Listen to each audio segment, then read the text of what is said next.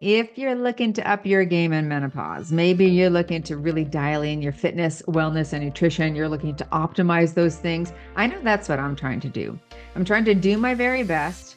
I'm trying to reach some goals. And of course, I want to know all of the good education that's going to help get me there. And if that's you, if you're in the same boat, then you've come to the right podcast today, because today we're talking to Dr. Tony Boutagy. Dr. Tony is a PhD trained exercise scientist, a strength coach, which I think is such a great combination there, and an educator with over 30 years experience in the health and fitness industry. He's written more than 50,000 programs, training clients ranging from elite athletes to everyday individuals like you and I, with a special focus on helping women thrive through menopause. This is perfect because that's exactly who we are right now. Tony is the creator of the Science of Thriving Through Menopause program and the host of Stronger with Time podcast, where he translates the latest science into practical strategies to real world coaching. Isn't this just going to be a treat and informative? That's what I'm here for. And that's what this podcast is all about. So let's dive into it. So welcome to the podcast, Tony. So glad that you could join us all the way from Australia this morning. Thank you so much for having me. Yes, we were just saying it's his morning. It's my yesterday, 3 p.m. So we're a bit of a time zone here, but we have managed to make it work. And I'm really excited to chat with you because I think your focus right now, at least a part of your focus, is on me, the menopausal woman, and really the person who wants to optimize health, fitness, wellness, nutrition. And so I'm just really looking forward to hearing some of your insights into all of those things. But I would like to start with this question here. I'd like to get to know you a little bit, because I always find that wherever you land in life, you know, what your career is, the path that you decided to take started maybe when you were a child. And I'd like to know, what was the moment in your childhood that defines you today? I think observing my parents' health, Mm. their activity levels, and how that would affect their ability for cognition and energy levels, just their zeal for life. They certainly went down one path. And I think just as a stubborn little boy, I thought, well, if that's their choice, then I'm going to do the very opposite, and became a real exercise devotee from that point on. Yeah, it's either one way or the other, right? Like if our Mhm. parents don't do anything, then we're like, we're going to do everything we can not to be like that. Or Right, sometimes we're like, wow, that was a really great example, and I'm going to do everything I can to be like that. right, right. So it's super interesting. Now, you've been a trainer for a very long time. We've said over 30 years here. I've been in the field for about 20 years, but I have noticed that a lot has changed, right? The way that we approach things. Of course, we didn't have social media back then either, so we weren't comparing really what other people were doing. We might have read it in some books or gone to some conferences, but we weren't really sure what was going on the other side of the world for sure. But I would love to hear what you think has shifted. Like, what has been some of the big shifts that we're seeing in the approach to optimizing fitness? It's a great question, because pre-social media, pre-filming everything with your clients, you would have to either study with a mentor who had been there, done that, and had built up great success. And I know I traveled around the world to study with various strength coaches to learn from them. Or you would read their books. Hence, this is my office here. I try and read everything from every generation and learn those lessons. But in the modern age, because you can just flip on your phone, and if something has a lot of traction or a lot of following, then everyone assumes that that is right. And as you and I both know, that might be true, but it might actually be not true. And the public have no idea of knowing whether that's best practice coaching or whether somebody's trying to sell you something. That's by far the biggest change that I have seen, is this access to information, either good or bad. And it can be amazing, but it can also be absolutely dreadful. Well, you just nailed it. That's exactly what happens. We see things on social, and then we think it's the truth if they even quote one study. It seems like that's plausible. I trust them. They've got lots of followers, so let's just go with that.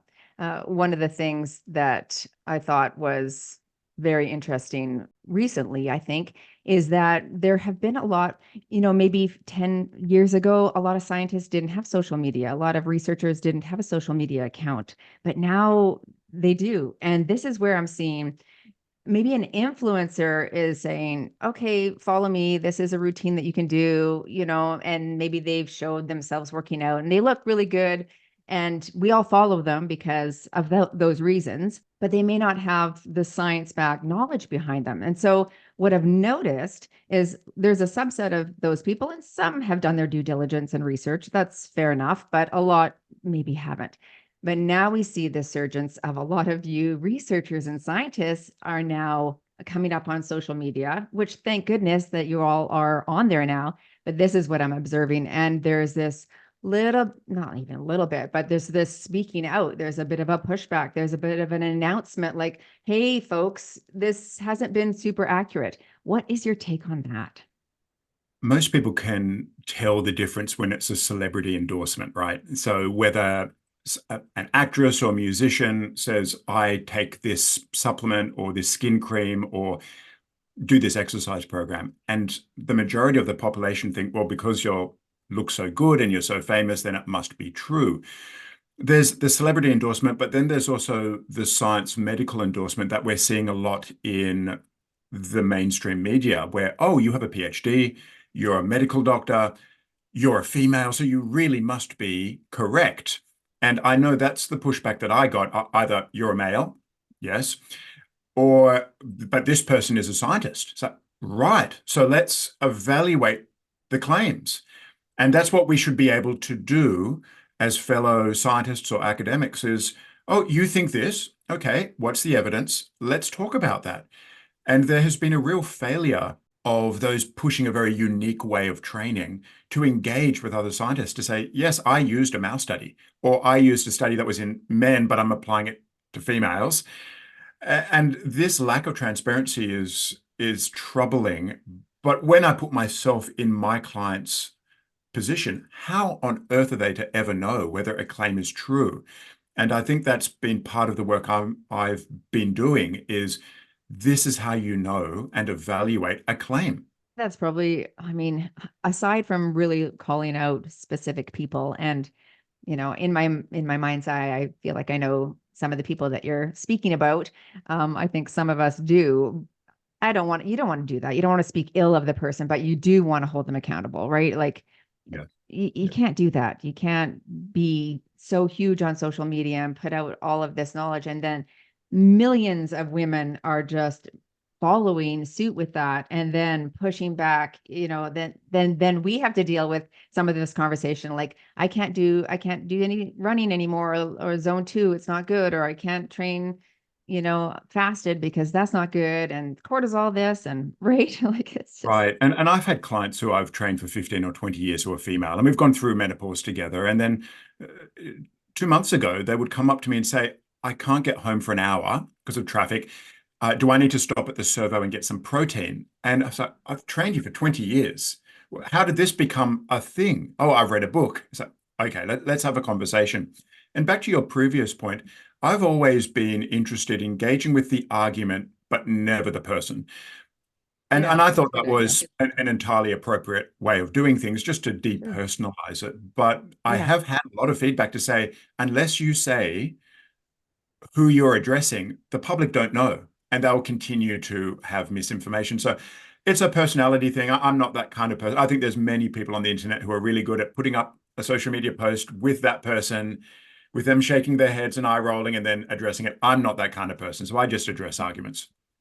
Yeah, I like that. I feel like I'm more like that too because I don't want ill blood between anyone. And part of me also thinks like a lot of people who are putting out content that is being um argumented against, I guess right now, I don't think they're meaning ill. I think they're intending to help. I think they want to help. They might just be speaking to a specific, really specific people group, Right, and right. then all of the women are following. So we all think it's intended for us.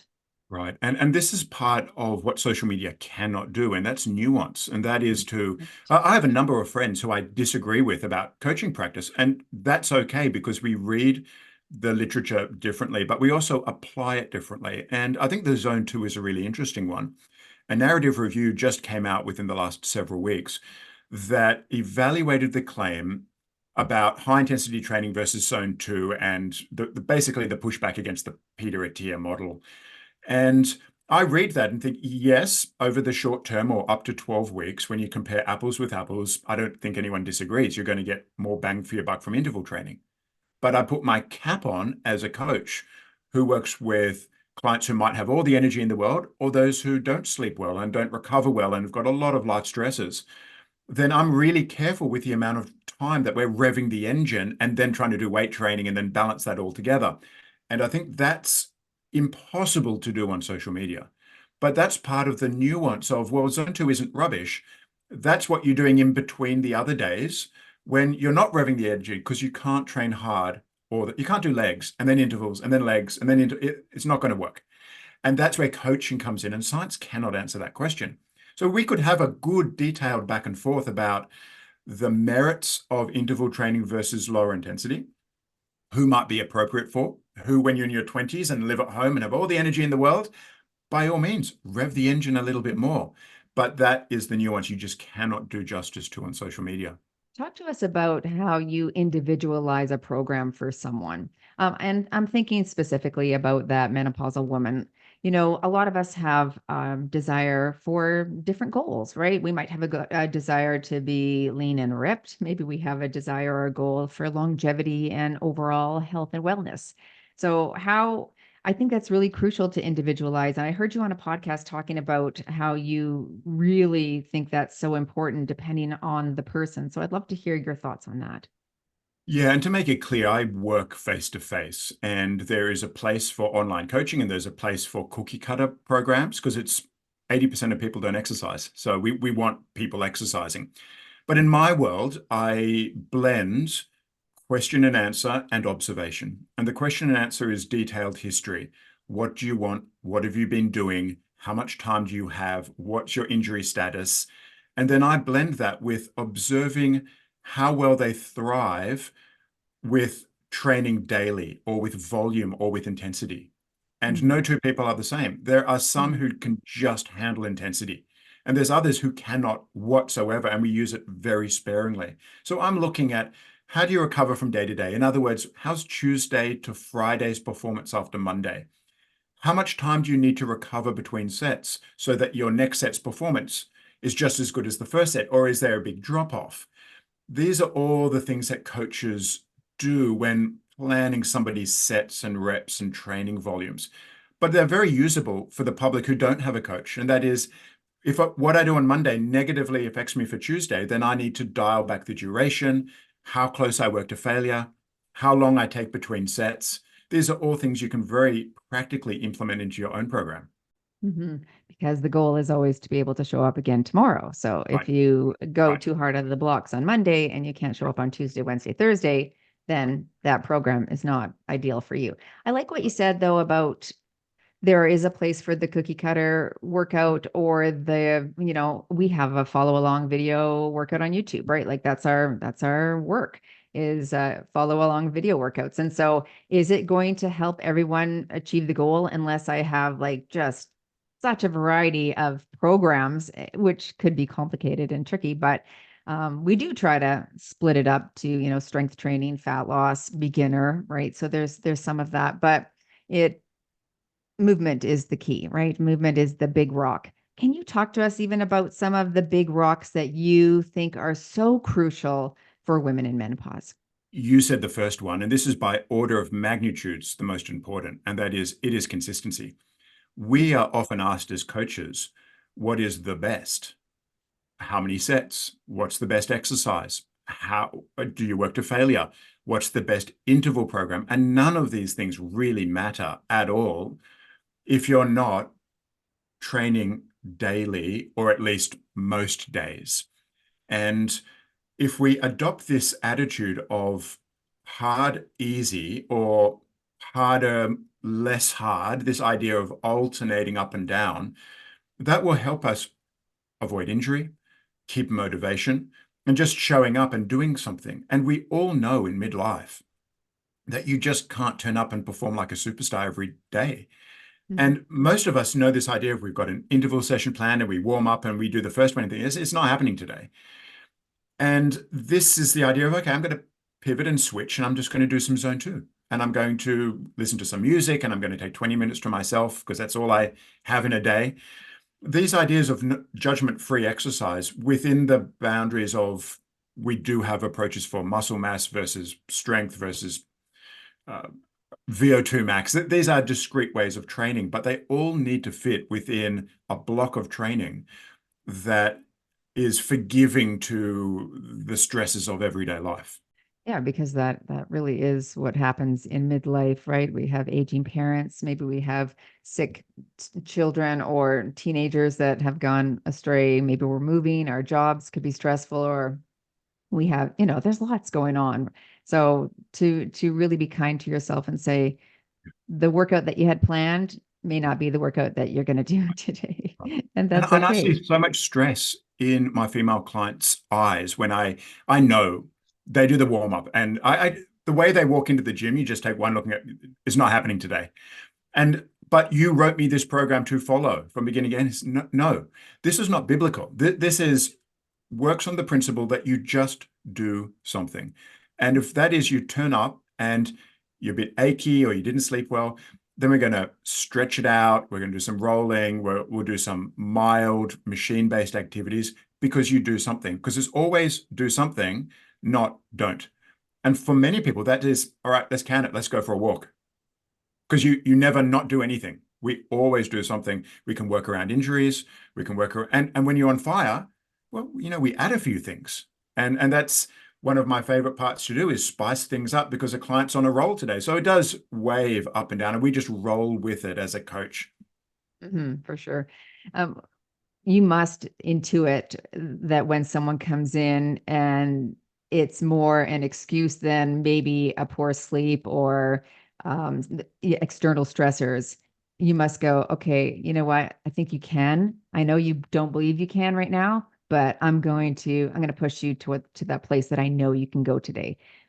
Right? There's moments like that where you're just Oh, like, okay, always, and often you warm up into it, and this is where I'll right. say we're gonna take 3 warm-up sets today to get your work sets, and I'll just increase, and while I'm talking and distracting them, I'll add some more weight, and then I'll point out, by the way, it was a PR, like oh, and without failure, my client's PR, and this is a really consistent feature, when they think they're feeling dreadful and had a terrible night's sleep because they've got no expectations of themselves, I just keep loading it up.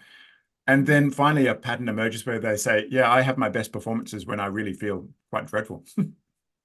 I love that. What gets in the way of us being consistent? Like, what have you observed?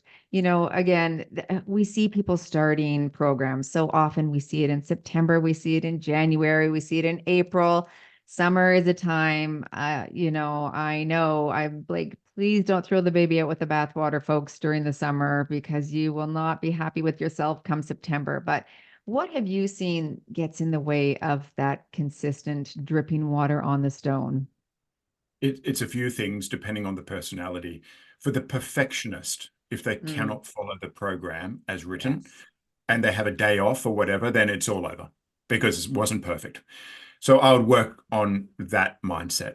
For others, exercise is not their thing. And as soon as it becomes hard or they lose that motivation and the first few weeks have worn off, then it's like, it's all too hard.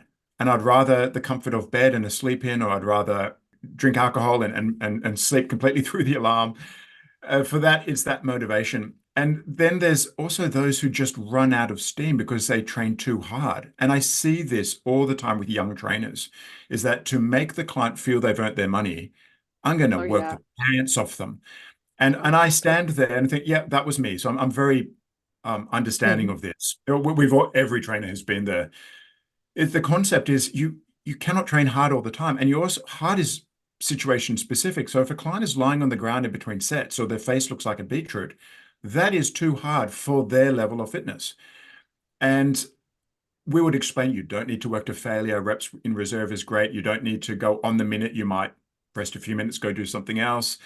They might not need 6 sets, they might need 2 sets. There's a lot of things you can modify or pitch the program at that client's ability level. But that would be a third issue. You just train too hard and the brain associates exercise with pain. And it doesn't need to be that way at all. No, for sure.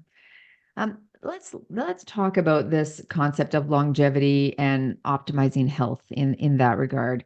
Again, I think a lot of women who follow my channel and who work out with me and listen to this podcast, they don't necessarily want to be bodybuilders. Or there's very few. I've run into a handful who are training for that, but the lion's share, they just want to be able to pick up their grandkids, when they're 80 years old and feel well and do all the things that they want to do. So, what type of programming would you be suggesting for a woman who wants that?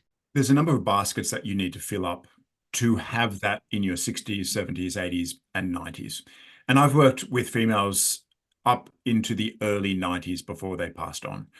And to do everything that you've just said, to look after your grandkids or have the vitality or to do your own shopping, these aspects of health, it doesn't require, and this industry is very much focused on what is it? Is it grip strength or is it VO2 max?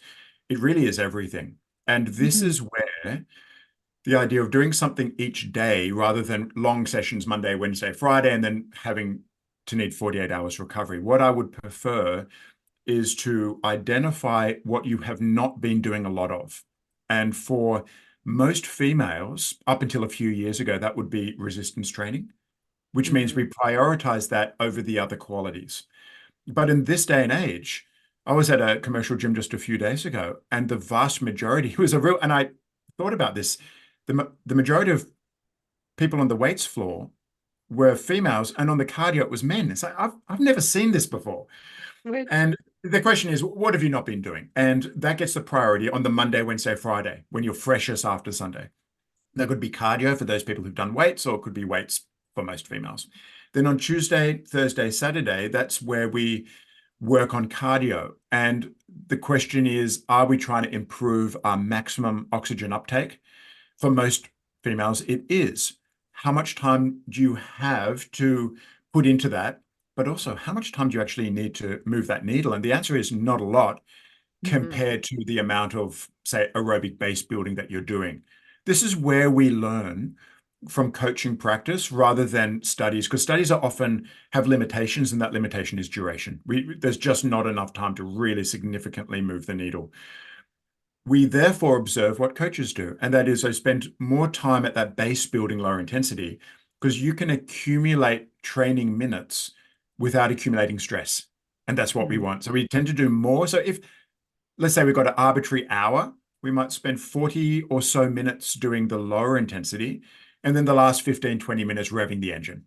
And that's that beautiful balance of stimulus to improve something, but also not overly stress you, because tomorrow you need to come back and lift weights. And then you got to keep repeating. So I tend to do VO2 max work or interval work 15, 20 minutes twice a week off the end of a lower intensity session. And Mhm. that's typically how I design the week. And then you can tick the box for strength muscle, bone density, VO2 max and metabolic health, and enough stress stimulus recovery. And we, of course, tweak that based on where you're at, how well you recover. But that's a framework which I think is very usable. Do you have a lot of older women doing the HIT, like doing the VO2 max training? I Do you do. see a lot of women? Yeah. It's part of the whole protocol. Yeah. We do it based on how much energy they have for it after they've got their family and their real hobbies, golf, yoga, other things that really want to pull on their time. Because if I rev that engine too much, then they can't do those other things really well. And this is where I really think that zone two or zone one, zone two does really well, because you can do that very easily and then go and play golf and lift weights and there's no impairment. And in those cases, I might do interval training at 15, 20 minutes once a week. And that's all we need to see that numbers moving upwards. So Yeah. very much individualized. Yeah, it is interesting, when you know your numbers and you can begin to work with that data. I just actually had my second DEXA scan today. I went and had that done 2 years ago, so it's been a 2-year interval. And I was very pleased with the numbers. The T score was good. The Z score was good. I'm in the green, not in the red for osteopenia or osteoporosis, low visceral fat and body fat. So I loved looking at that. It just really thrilled me. And I look at these numbers and I think about this lots, but when you know what you're working with, so even VO2 max, maybe I know our trackers can show a rough estimate. These all have a large margin of error, but it can give you an idea. But you could do something like the Cooper's test or different ways to test your VO2 max. But knowing that, or even just going for a run and seeing how gutted you are and breathless, like maybe it's time to work on that. How important and beneficial is improving that VO2 max number, like at our age? Like, It's should we very be worried about it if it's not very high? Is this something like we should go, you know what, this is serious, folks. We got to work on this. yeah. I think more the latter without scaremongering.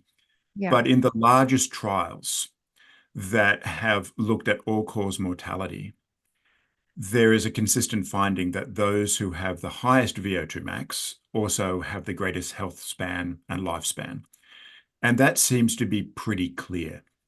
When you then compare that data to the strength literature, typically by gripping or leg strength, there's also a strong relationship there, but high VO2 max outperforms strength when they have been compared. It's not an either or, obviously, but the point that many physiologists make is that you really have to work hard to improve your VO2 max. Whereas strength training, you might just be naturally very strong. And we've all met people with extraordinarily strong grip strength. They handshake you and they crush you. And they're just strong, but you can't luck yourself into VO2 max. You have to earn that. I do feel that it's one of these areas that, because we are an either or industry, it's either power, strength, muscle is so important as we age. It is, no question. But it's not more important than a high VO2 max. You must have both. And the message that we give to those who just love running is that you also need to lift weights, because what you're doing when you're running is affecting something entirely different to what you're doing when you're squatting or deadlifting or leg pressing. You need both. And that's the message that I think a lot of scientists are saying. You cannot put all your eggs in one basket. Hence, the overall framework we looked at is you need to spend time doing a bunch of different things. At least in weight training, we can design it in such a way that we can work on more muscle mass versus strength versus power. They're trained quite differently, but you can do them all together. And aerobic training, we can work on your metabolic health and your VO2 max by doing different intensity zones. And that's where the coaching practice comes in to say, well, you can't just rev the engine every time and just do intervals. It's the body will not tolerate. And it takes us back 100 years where they thought, you know what, the best way to become fit is just do intervals. That was the 1930s. And we know that fad died out very quickly because there's no longevity in that. But what about cortisol? Sprint, hit, and cortisol? That is something that many women fear as well. Speak to us about why we should not fear that. When this is measured in research, cortisol has been measured since day one when they had assays to look at hormones. And this goes back to the 1990s, I think even potentially the late 80s, when they developed assays for doing an exercise session and then looking what testosterone or growth hormone or what cortisol does. And if anyone is a student of history and looks back at what exercise does, these hormones all show marked rise and fall, because exercise is, as one of my colleagues says, is a bit like a blender. It puts every system in and turns it on. So muscle temperature and ventilation and hormones, they all go sky high and then settle back down slowly. And that's where this whole idea of an afterburn comes from, that when you do exercise, for hours later, your body is slowly returning back to baseline. That requires energy, and that's called EPOC. We love that. But what we often forget is that part of that returning back down is an elevation in cortisol. Cortisol is elevated in response to stress, but we often think stress is negative. Exercise is stress to the body. To any system you look at, it stresses the bone, the muscle, thermoregulation, metabolism, you name it. And that's why it's good, because the body mounts a physiological response to counter the stress. And yeah, we want cortisol to go up and then to go back down again. And an early mentor of mine said, oh, you should never do this exercise because it increases cortisol. So I then got a book, it's in here just up to my right, on the hormonal response to exercise. And as I was flipping the pages, cortisol goes up with everything that's worthwhile for your health. Yeah. And then some elegant studies showed that it's all part of the triggering response for what exercise is doing.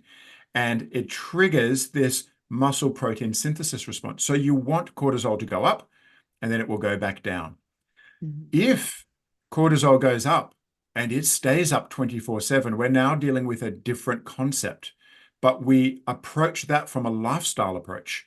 We look at sleep hygiene, we look at nutrition, we look at stress mitigation, mindfulness, but we don't go looking at stopping the cortisol response to exercise. That's a misguided approach. I had Dr. Lauren Colenso Sample on, and we were talking about that. She said the exact same thing. All exercise produces cortisol, folks. So unless you're Right. going to stop exercising, don't be afraid of And cortisol. she's measured it in her studies, and her colleagues, they actually measure cortisol, and they can watch it in a time course and go up and go back down. And it mimics the same time course that's triggering muscle protein synthesis. So you do want it. Chronic cortisol, different conversation, a conversation worth having, but it's not the exercise conversation. Right, right. Very well said. What about the person who wants to be? So we talked about the person who wants to go for longevity, optimize her health. What about the person who actually really wants to dial this in? Maybe she wants to be ripped. Maybe she wants to be the best she's ever looked in her life. What sort of training protocol would you think for her in a given week? And maybe let's dive into some nutrition for that as well. We take everything that we do for longevity, but we push it as far as that human can tolerate. And that is, we push energy deficit much more than we would with the general public. This means knowing metrics. How much do you expend in the day? How much is exercise expending? How much are you eating? And we dial those in so that we can create energy deficits that are manageable, but also create marked physique changes. And for most of the physique competitors that I work with, we work on a number around a 25% energy deficit because that gives the results, but they don't get so hungry that they'll eat off their arm. And with the exercise, we tend to not do too much different because there's only so much you can do without overly stressing the body. So you can exercise too much. Typically, weight training sessions might be 3 or 4 days a week. There might be 60 minutes to 75 minutes, but rarely more than that because you just can't perform well. And believe it or not, not a lot of high intensity aerobic training because it's just so hard to recover from it. And what we want to do is put that person into energy deficit and then train consistently. And if you're doing these heroic hour-long interval sessions because you expend more energy, you get so hungry and you can't recover because you're in energy deficit. So we actually do very little intensity work. It's just the risk versus reward is absolutely not there. It's really what you're hearing here is it's kind of more dietary manipulation. And that's where you would spend most of your time is ensuring that you're sitting 6 days out of 7 in a 25% energy deficit. You said 60 to 75 minutes in the gym. It's interesting because so many of anything that I put out on Instagram that goes viral is when I do like 20-minute killer arm workout. And then people just love that. They love the 15 to 20-minute workout. And I'm like, except for it's not really going to do as much as you want it to. Like you need more volume, ladies. But Right. what do you think about that?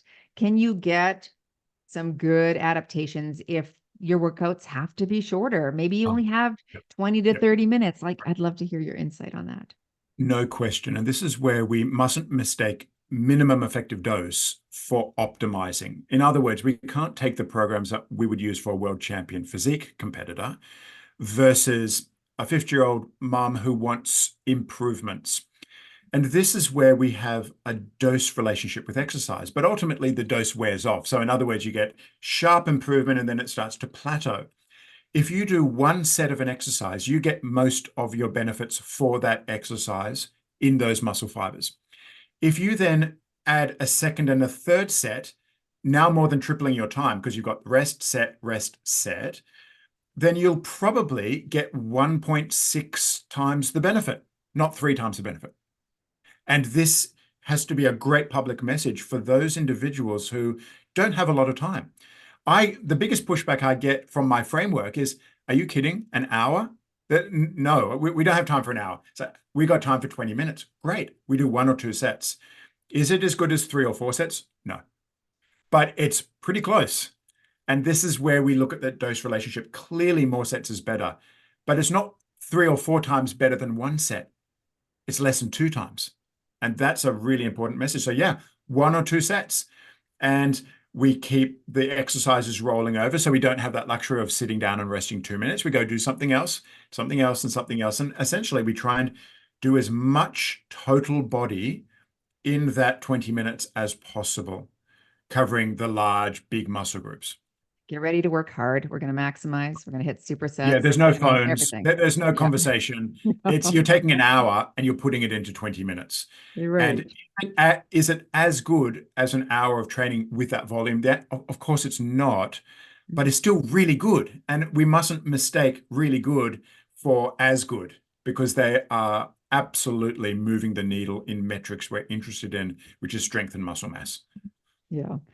Yeah, it's, you see it all the time. You can lose fat or build muscle in 15 minutes a day. And it's just, for maybe someone that's brand new to the game, then yes, but someone who's Yeah. seasoned, that is going to be really challenging to do that. Agreed. And this is also, well, where are you at in your training journey? And for somebody who's asking for minimum time training, they're often not training every day anyway. That's typically a True. Monday, Wednesday, Friday. So if you're doing 20 minutes, by all means, go as hard as you can, because you've got 48 Mhm. hours to recover.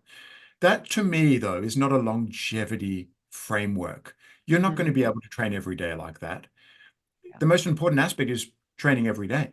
And if you're going to train for 20 minutes as hard as possible, chances are you're not going to recover enough to train like that again the next day and the next day. So it always comes down to who's the person in front of me and how much time do they have. And then there's that intensity volume relationship. Do you train 6 to 7 days a week? I do. Yeah, I do 7 days a week. Yeah. 7. Yeah. You're never not moving. Yeah, and I didn't used to be this way, but I arranged a conference for the fitness industry in Australia 15 years ago. And Mhm. I brought John Hawley from Melbourne, who's regarded as one of the giants in exercise science. And I was booking his hotel, and he emailed me and said, just make sure that the hotel has a gym in it, because I haven't missed a day of training this year and I don't want to. And this was September. And I thought, oh, wow. So when I had him at the conference, I said, I just wanted to talk to you about training. You said you trained every day. And he said, right, because if I take 1 day off a year, I've taken 1 day off a week, I've taken 52 days off a year. And you just exercise is as good as that last bout. I thought, that's great. And from that point on, unless I've been unwell, I've not taken a day of exercise. Really right in your face there when you say that 52 days a year. Like Or that's like I a mean, do the holy. maths.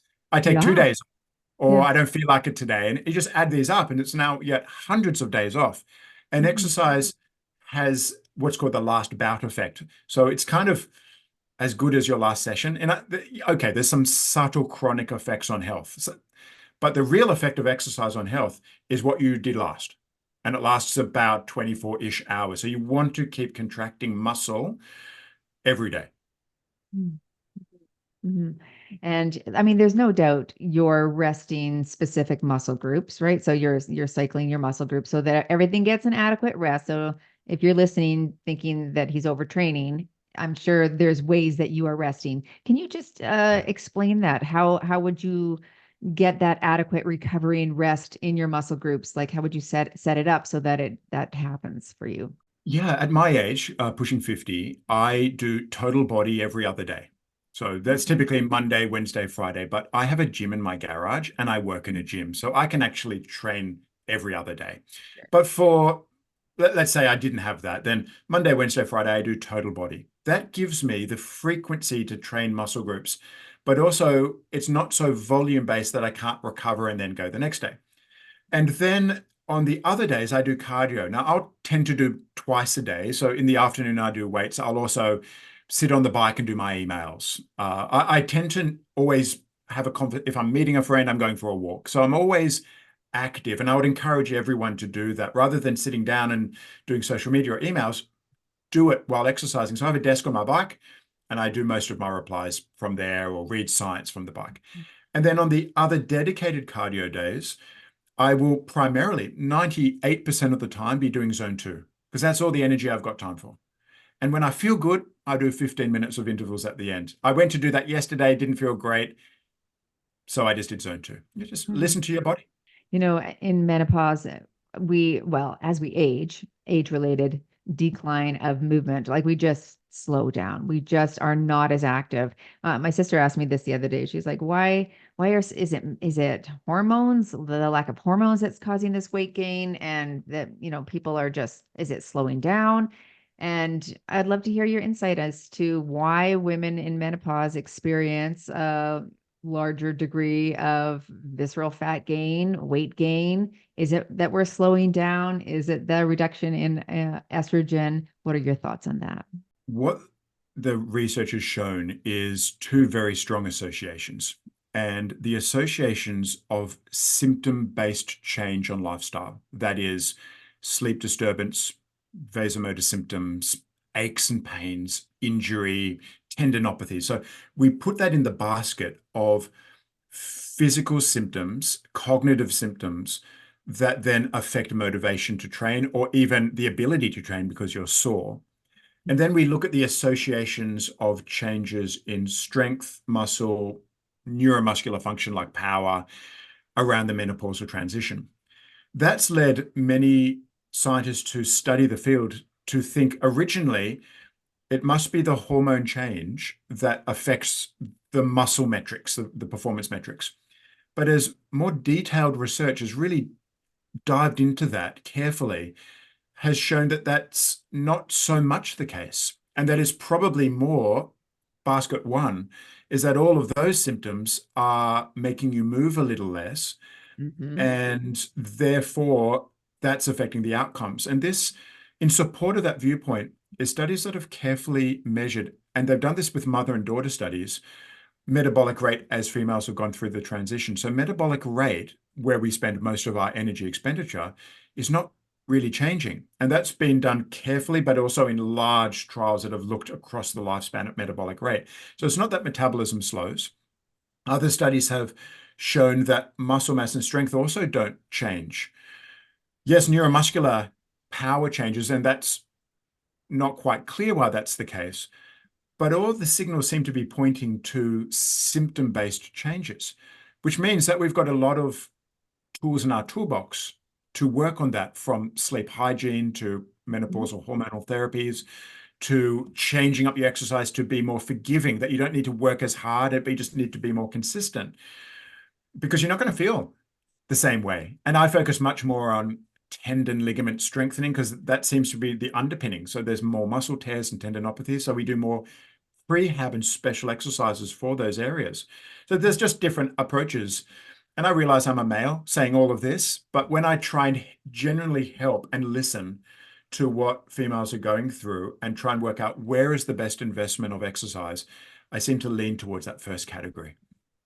I think you said that all so well. I agree with that.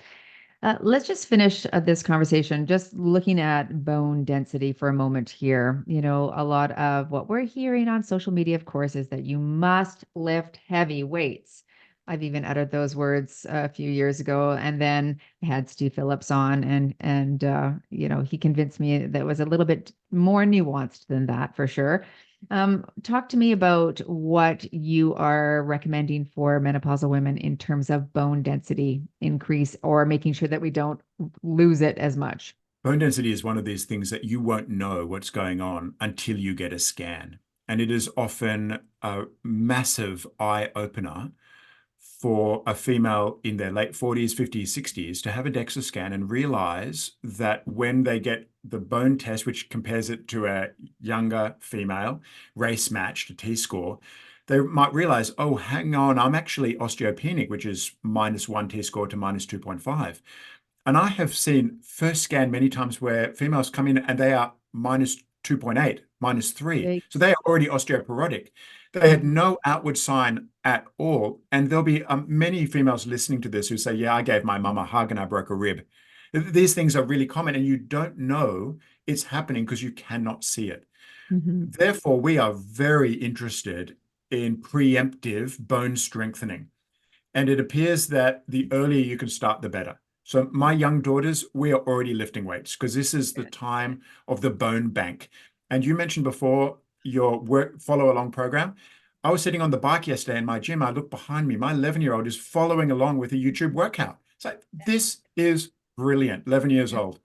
And the muscle basically precedes what's happening in bone. So if we can challenge muscle and we see, because bone takes a long time to change.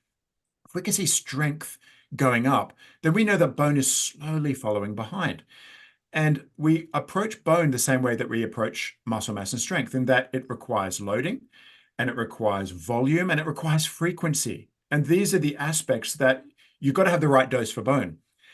A study came out a number of years ago from a Queensland group that looked at 5 sets of 5 of the major movements: squats, deadlifts, chin up, military press, and they jumped off the chin up and they landed with stiff legs to get that rapid high impact landing. But they compared that to exercise that it essentially did nothing. In the methodology, it said, we wanted this home-based training to not impact bone. And the results of the study were very stunning in that they showed marked improvements in bone mineral density over a relatively short period of time using heavy loading, 5 sets of 5, but it compared it to nothing. So when we look at the meta-analyses that have looked at every study across every different rep range, it shows that we can build bone at a wide range of reps, from 5 sets of 5, 4 sets of 10, 3 sets of 15. And this is where the coach will weave in different rep zones to earn the right to be able to do 5 sets of 5. We never start 5 sets of 5. We might not even do that in the first year and a half of training. But you could do 3 sets of 15 and know that you are improving bone, because this has been shown in meta-analyses to be effective. And this is the problem of the internet, is that this wide range, people want to focus on this one, when actually there's a wide spectrum of opportunity for you to load bone effectively. Mm-hmm. That was the Lift More study, right? Correct. Yeah, I think you said that so well. And I think that is, I'd love our listeners just to